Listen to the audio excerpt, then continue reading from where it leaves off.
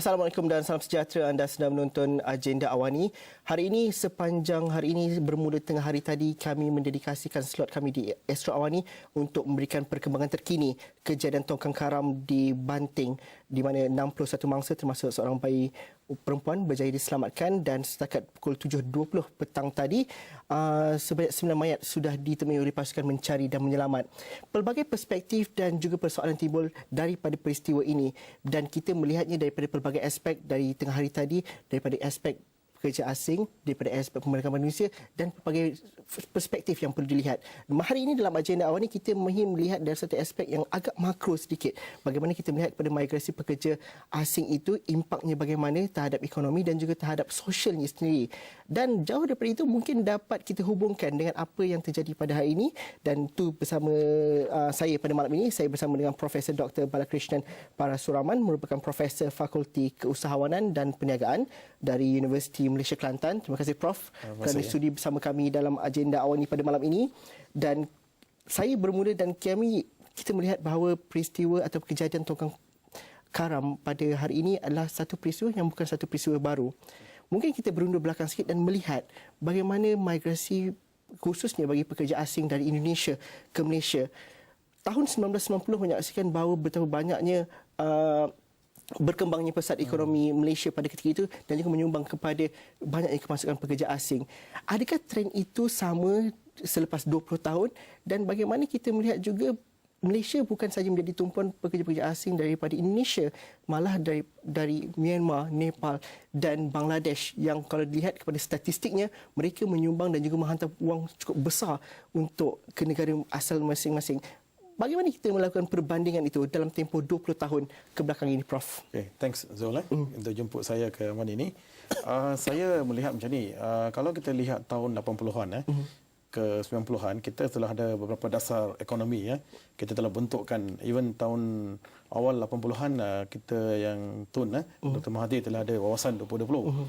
So masa tu kita nak menggerakkan ekonomi dalam pelbagai bidang lah. Jadi terutama sekali pada awal tahun 80-an tu lebih kepada sektor perdagangan dan kita move to the construction and so on. So pada waktu itu bila kita nak terlibat dalam sektor-sektor ni, kita perlukan banyak pekerja. So masa tu kita nampak ada banyak migrasi pekerja tempatan kita dah pindah ke bandar.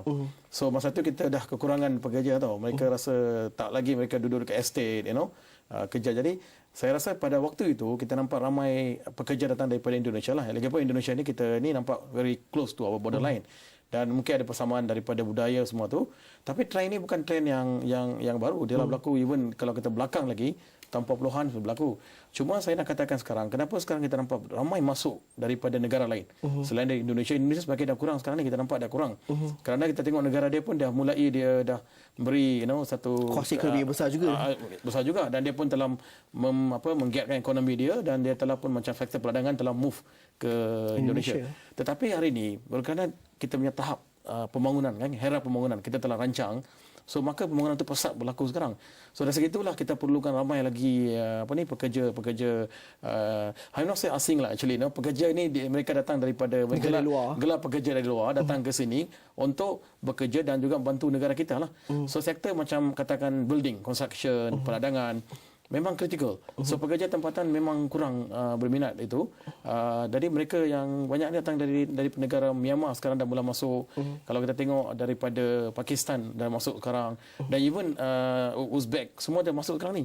Dan satu lagi Dayak Tarikan ke Malaysia ni, saya rasa satu negara yang mereka nampak aman damai, peaceful country, and then mungkin budaya kita sendiri pun yang baik kan.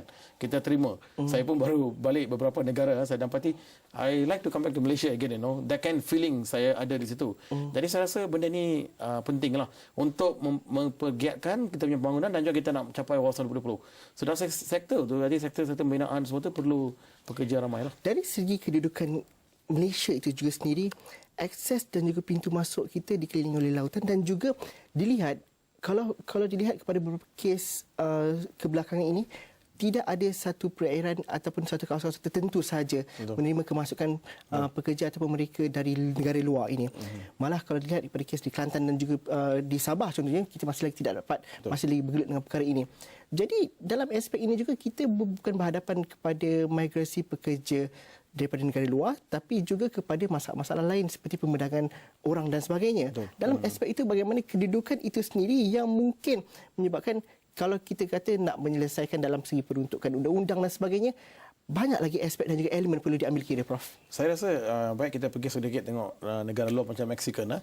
Isu dah lama dah. Mexico juga migrasi ke Dan juga Amerika. Ke Amerika, North America kan, macam dia pergi ke Los Angeles sebagainya tu, dan kita lihat juga Eropah begitu juga, daripada Turki, daripada Eastern Europe masuk semua tu. Cuma negara kita ni very strategic. Kalau kita tengok dalam geographical, kita ni very strategic, dan kemasukan pintu dia sangat mudah tau. Kalau contohnya baru ni kan, saya dapati di even sempadan Kelantan tu pun kita dapati mereka boleh masuk dah pekerja Myanmar, dan kita juga memketatkan kita punya border lah situ. Tapi pekerja boleh masuk. Dan Sabah jangan ceritalah, Sabah lagi dia senang masuk sebab lagipun kita kurangkan manpower juga. Kita nak kawal semua pun tak boleh. So itu yang masalah-masalah berlaku. Cuma saya rasa bila pekerja tu masuk ke dalam Malaysia ni, mereka kategori yang katakan legal dan illegal lah. So tadi kita kena faham. Illegal ni dia masuk tanpa dokumen. So tapi kita tak boleh salahkan dia juga, dia datang ni untuk dapat kerja. Apa janji kita buat dengan kita tidak tahu. So on the way mereka datang untuk banyak kes yang banting kan. Kita sangat sedih lah kes itu sebab dia orang ni pun sebagai manusia kan, nak datang ke sini untuk bekerja. Tapi orang kan tak ada dokumen, dan mereka ni pula dibawa macam human tracking ke sini. Jadi saya rasa tak begitu patutlah. Patutnya kalau legal mereka dapat all the protection. Tapi mereka datang. Jadi kita punya pelayaran sendiri pun dah senang kita masuki. Jadi saya rasa kita sudah tiba masa kita kena lebih mengetatkan, dan di masa sama juga kita kena fleksibel juga. Kita kena tengok balik kita punya dasar-dasar yang sedia ada sekarang. Okey. Fleksibiliti dasar dan sebagainya itu mungkin ada, dan mungkin kita dapat bincangkan selepas ini. Dan bagaimana kita nak melihat bahawa kalau dalam konteks ini, bagaimana komuniti ASEAN boleh bekerjasama dalam aspek ini. Dan kalau di Eropah sendiri, EU juga ada berhadapan dengan masalah ini, dan negara daripada Eropah Timur, daripada Turki contohnya. Dan itu mungkin kita dapat bincangkan selepas ini, Prof. Kita berhenti rehat seketika dahulu. Kita jumpa lagi dalam agenda awal ini selepas ini.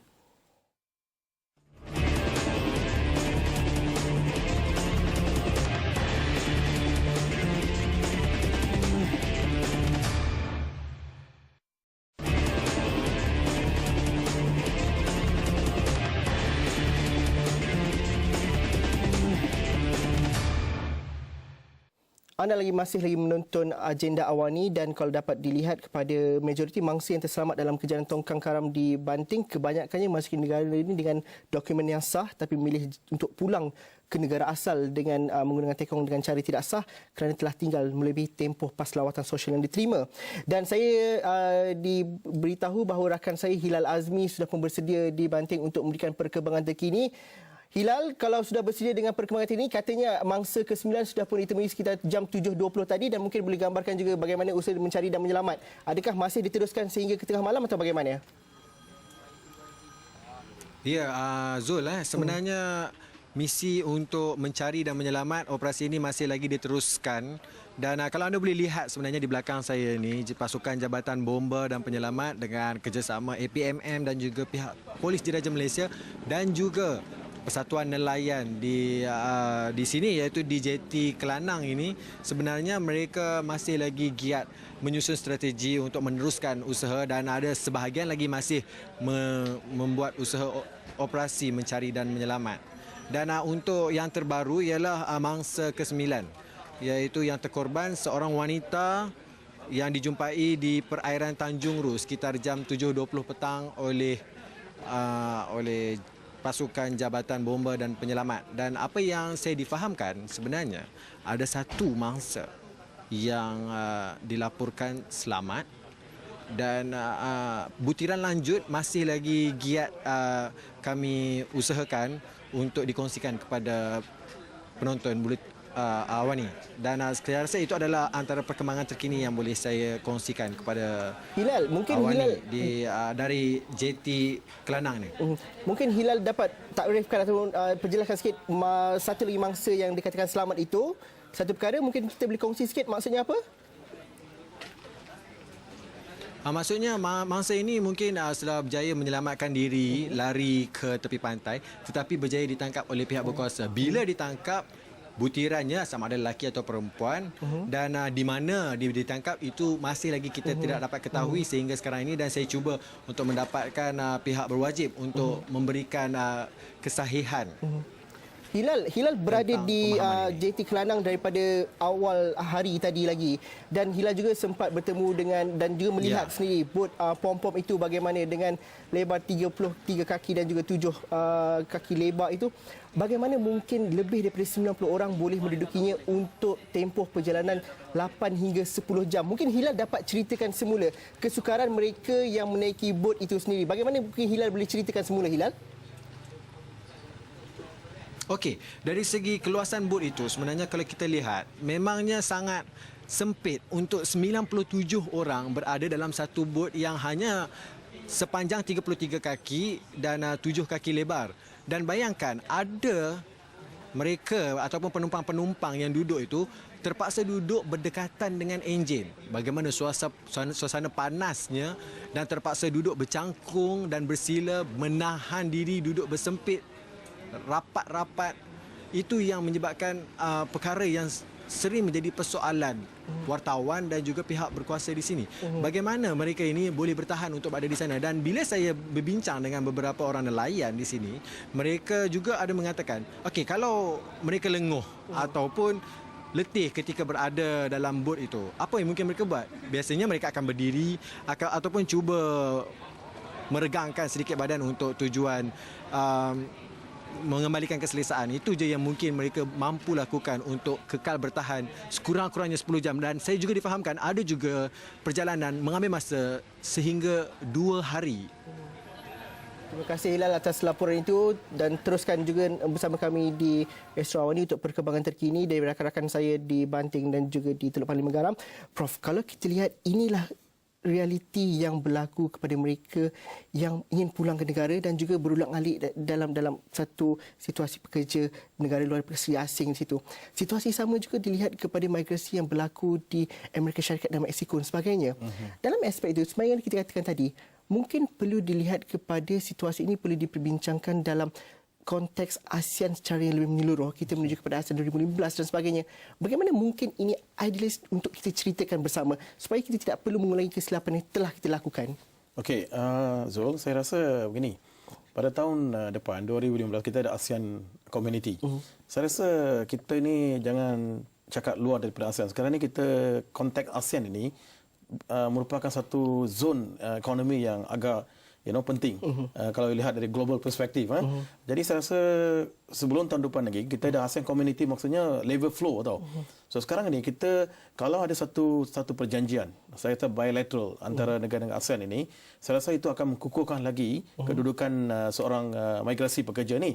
So it's going to be like migrasi flow tau. Dari Malaysia dia boleh pergi ke Indonesia. Jadi isu segi legal itu tak akan wujud. Saya rasa itu kita kena kukuhkan. Jangan kita ada banyak perancangan di peringkat ASEAN. Tapi saya tak nampak lah. Saya daripada kajian-kajian saya nampak dalam labour issue, dalam isu pekerjaan ini, saya nampak isu ni tak selesai tau. Masih lagi insiden-insiden berlaku. Tapi setakat mana kita nak lihat insiden ini akan berakhir? Saya rasa itu kena ada satu bilateral. Because bila berlaku insiden ini, katakan yang berlaku sekarang, I'm sure kerajaan Indonesia mesti peka kepada isu ini ataupun daripada Vietnam ke sebagainya. Saya rasa tiba masa kita semua pemimpin di ASEAN ini duduk bersama dan bincangkan isu secara detail dan let labor migrasi itu jadi lebih flow, lebih mudahkan. Saya rasa isu ini kita boleh, tadi saya dengar pun sangat sedih lah. Apabila seorang pekerja duduk dalam tu, kita pun tak tahan dalam tu. Dan saya rasa kalau perkara tu boleh juga dikukuhkan dalam ASEAN Community. Community maksudnya kita hidup dalam satu masyarakat sebagai adik-beradik tau, satu family. So berarti peluang pekerjaan itu bukan juga stop kepada Malaysia. Dia juga boleh pergi ke Indonesia, dia juga pergi ke negara-negara lain. Jadi saya rasa isu begini kita boleh elakkan. So, saya rasa tiba masa kita, dasar-dasar yang ada sekarang ini kita kena lihat balik di peringkat sentral lah. Maksudnya di peringkat ASEAN ini kita kena duduk bincang supaya kita nampak benda tu serius lah, agak serius. Prof, mungkin kita dapat ceritakan perhalusi perkara itu selepas ini, tapi kita berhenti rehat seketika dahulu. Kita jumpa lagi dalam agenda Awani selepas ini.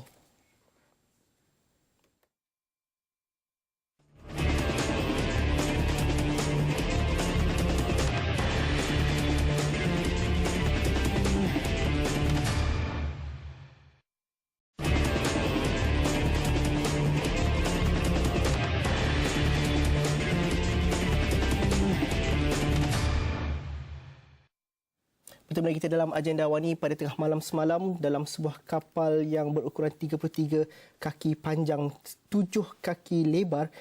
Lebih daripada 96 orang duduk untuk satu perjalanan selama 8 hingga 10 jam menuju ke Aceh dari Banting. Dan mungkin itu dapat kita gambarkan oleh rakan saya Hilal Azmi yang sejak daripada awal hari tadi bersama dengan wakil di Banting dan dapat melihat sendiri bagaimanakah situasinya berlaku pada kapal tongkang karam yang malang itu. Kita lihat dulu video ini untuk perinciannya.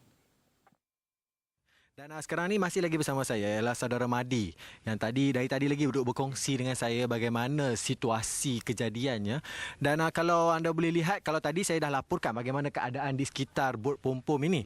Dan ini adalah bot pom-pom yang sama saiznya. Berapa saiznya ni? Dalam 33 kaki. Panjang dia? Ya. Okey, kalau lebar dia lebih kurang? Lebar dia lebih kurang dalam, saya ingat dalam 6-7 kaki. 6-7 kaki. Ya? Okey.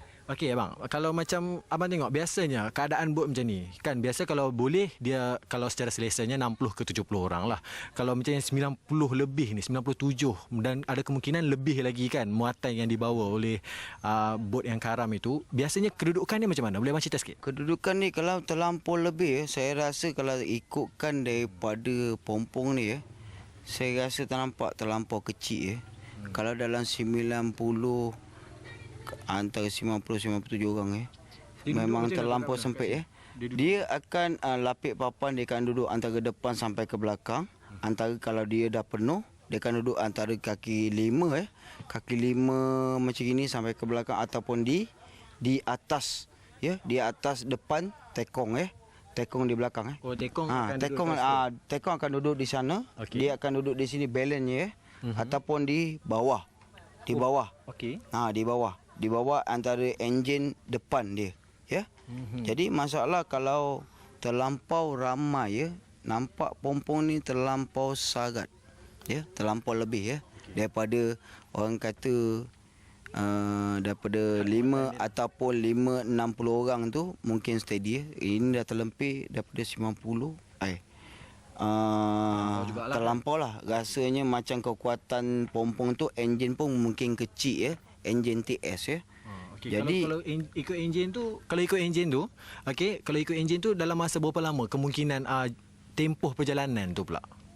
Kalau yang setahu saya, kalau ada enjin TS, 2 piston kecil macam enjin motor, kalau nak sampai ke lokasi, antara kata kategori bot yang karam sekarang ke Aceh, mungkin dalam menjangkau masa 8 ataupun 10 jam.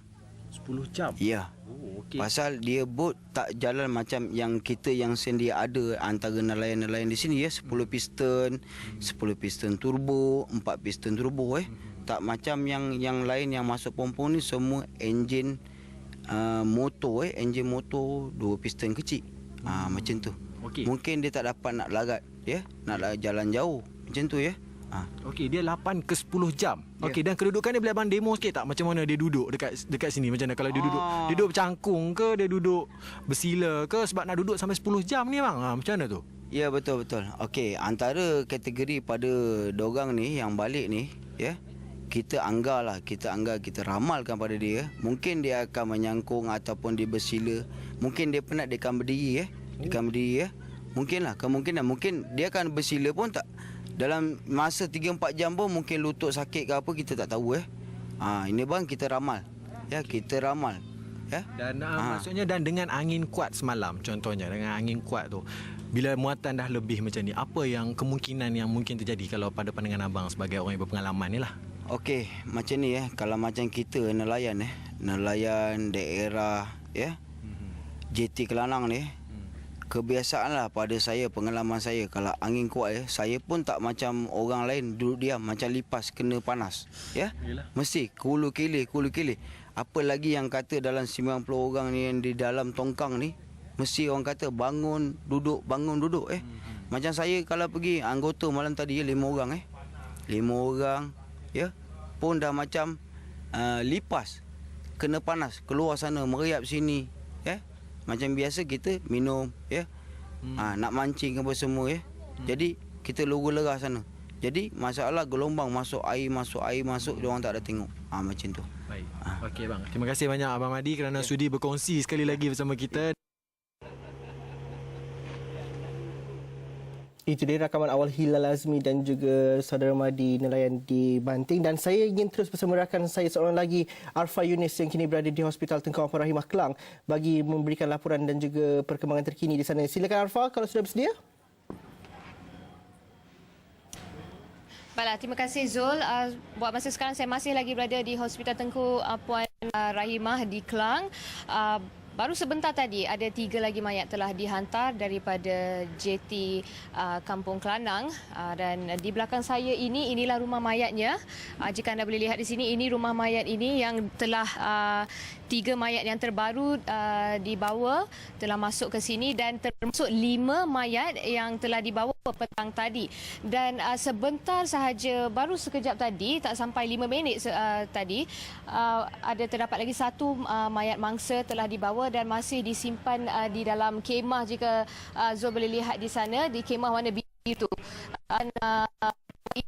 Saya ada cuba untuk mendapatkan kenyataan daripada pengarah hospital, namun beliau enggan mengulas sebarang kenyataan buat masa ini. Itu je Zul. Okey, terima kasih Arfa atas laporan itu dan saya yakin rakan saya juga akan terus memberikan perkembangan terkini dalam buletin yang seterusnya. Prof, kalau dilihat dalam aspek ini, mungkin kita dapat rangkumkan bahawa inilah satu kejadian yang bukan pertama kali terjadi, satu perkara, dan kita menyaksikan bahawa bagaimana struggle dan juga kesukaran mereka itu untuk keluar dari negara ini, satu perkara yang tidak terjangkau dapat kita fikirkan. Dan dalam aspek ini bagaimana akhirnya kita perlu merangka dan juga betul, kalau tidak pun daripada pihak kerajaan ataupun pihak agensi, majikan contohnya perlu melihat perkara ini dengan lebih menyeluruh. Mungkin satu tindakan kecil yang kita ambil oleh majikan membawa impak yang cukup besar kepada pekerja-pekerja dari negara luar ini. Bagaimana Prof kita melihatnya? Okey, kalau saya lihat dari perspektif hubungan majikan pekerja, so kita dapati ialah of course yang terlibat directly di sini ialah ejen lah. Mungkin ejen pekerjaan terlibat dan juga majikan sendiri.